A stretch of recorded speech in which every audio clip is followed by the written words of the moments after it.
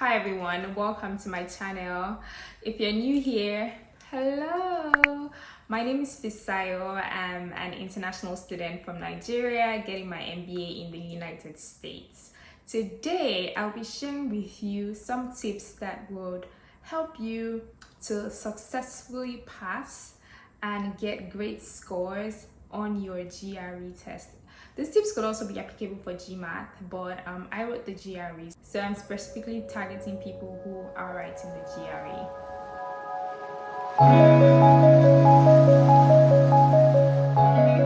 Now, what is the GRE? It's a graduate record examination test. Nobody's going to ask you that. It consists of 3 sections.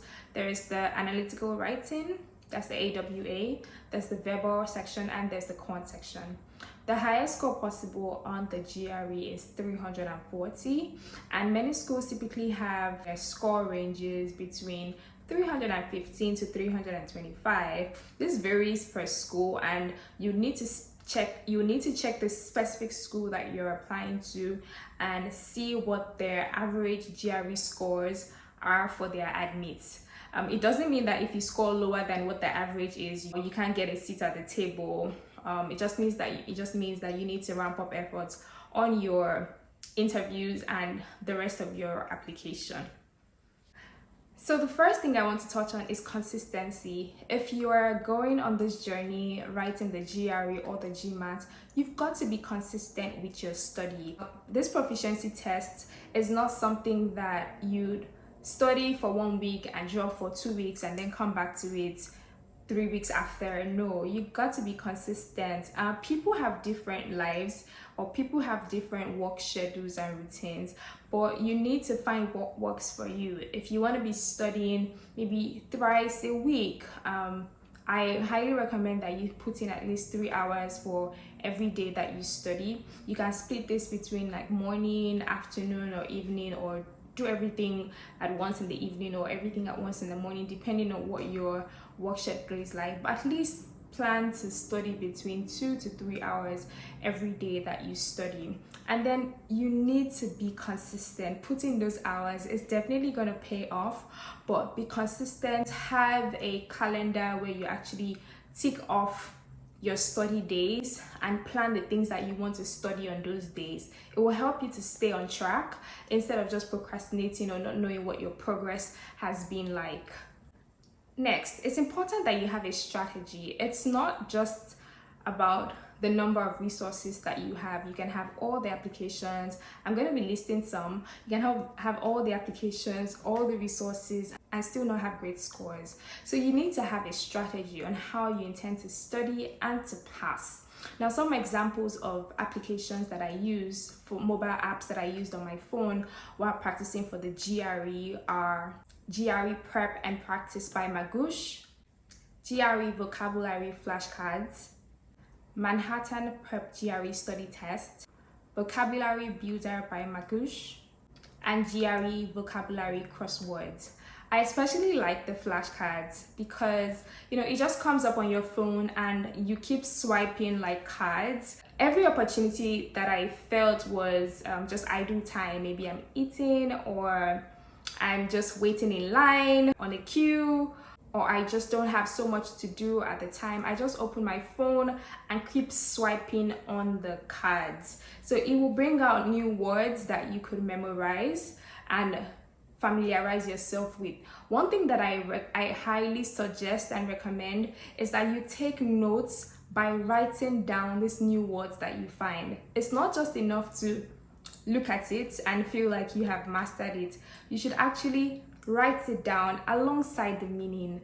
Take another step further by using those words in your everyday life. I know it can be a little ridiculous because the words, sometimes they're very big words, right? That regular people would not really understand. But again, there are some other words that you can actually apply, and it helps when you're saying these words to your colleagues or just around your house. It helps for retention. And in fact, when you say something that someone has not heard and they ask you, what does it mean, right? You're able to regurgitate what you have learned, or not able to, and find out that you have not really mastered the words. So it helps to actually say those words in your everyday life.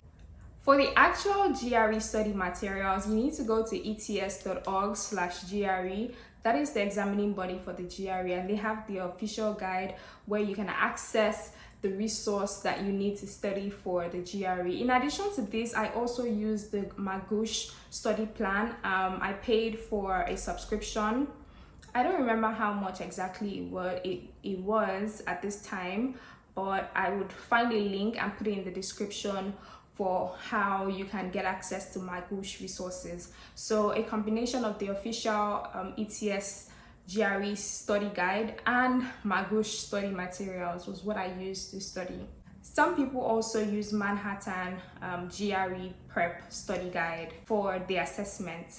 Or did I mention when I was talking about the flashcard that it helps to practice at least 20 new words every day, or every time you get to practice? At least try to practice 20 new words. For the analytical writing assessment, which is the AWA, it's typically the first section of the GRE exam, and it's the most overlooked aspect of the exam.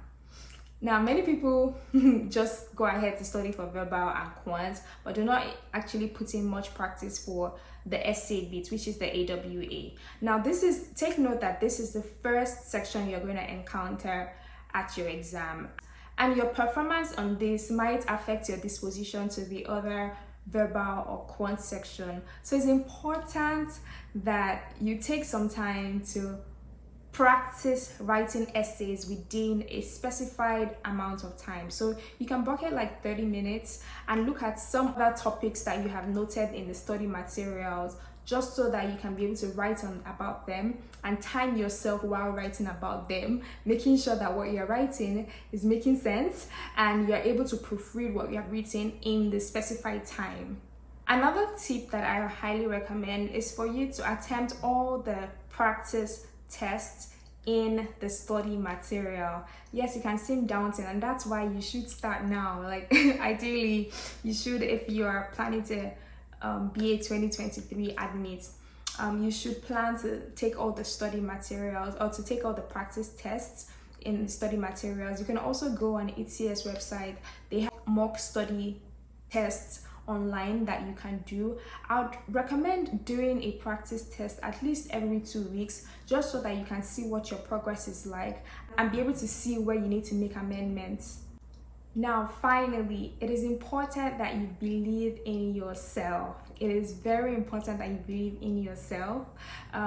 Your inward attitude will affect your outward appearance to things. So before you even go into the examination, have a mindset of success. Before you even start to study, just have a mindset that you understand the things that you are studying, right? And that will definitely be your story. Now, here's a sample strategy for a prospective 2023 admit. So this is somebody who is going to be applying this year to get into business school next year. At this time, we're currently in March of 2022. Let's just assume you know nothing about the GRE or the GMAT and you do not have any resources at all. You can take this month to do your research. Find more resources online, just like this video talking about the GRE or about the GMAT. I'd mentioned before that the difference between the GRE and the GMAT is that the GRE is verbal heavy and the GMAT is quant heavy. So many people who consider their strengths in verbal typically take the GRE, and those who consider their strengths in maths, quants, numbers, they usually take the GMAT. So you can use this month to actually decide on what you want to write and gather your resources, your materials together, and mentally prepare for the weeks of study ahead of you.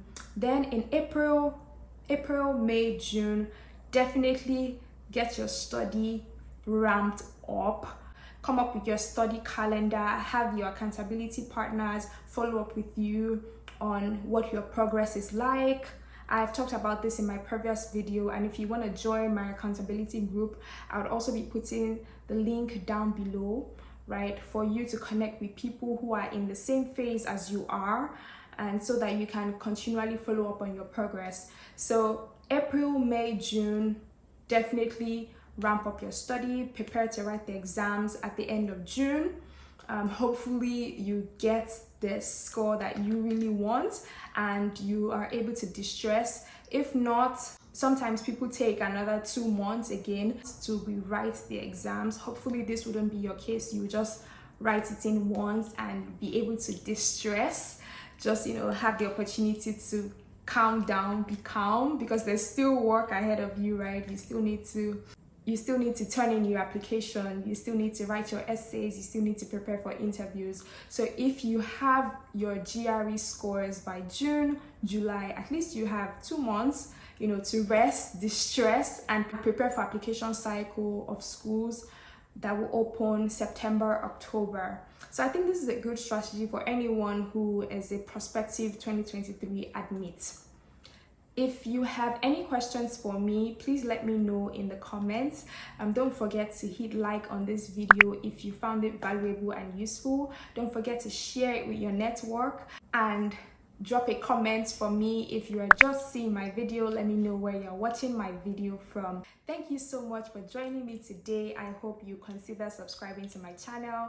See you in my next video. Bye.